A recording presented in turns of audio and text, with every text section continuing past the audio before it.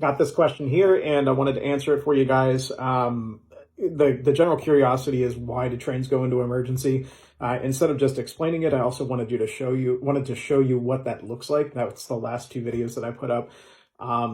That emergency was caused by PTC kicking it into emergency. There was nothing torn apart, no terrible things. Emergency sounds so scary to a lot of people, and or a bigger issue than it really is. The reason it's an emergency is not because there's necessarily something terribly wrong with that particular train.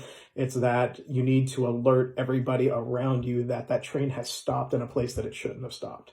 So if there's a train coming on track 1 and you're on track 2, that lets them know that they have to kick down to restricted just in case there is any issues and anything in their track as they go by. So they kick it down to 15 miles an hour. It also lets the people behind you know, hey, there's a train stopped in front of you, so that'll kick them down to a stop.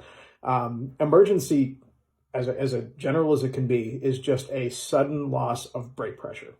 That's it. It's nothing. It's not as terrible as people make it out to be, as that video well showed. You can get from 60 miles an hour down to 0 in like 30 seconds.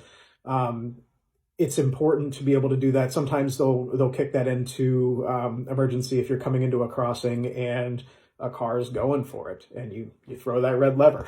So that'll kick it into emergency. That's another issue.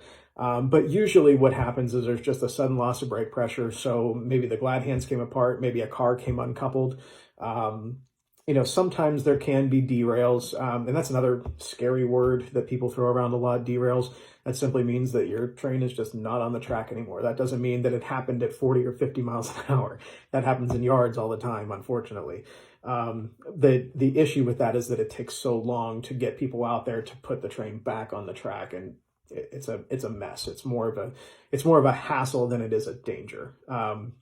When derails are dangerous is when it's chemicals and you're going 40 miles an hour and you're coming through a curve.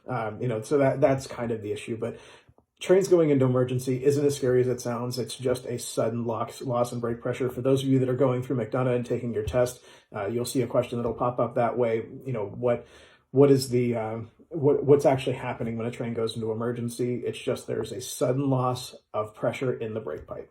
That's it. So any other questions, put them down below. I'll answer them for you as soon as I can. Thanks.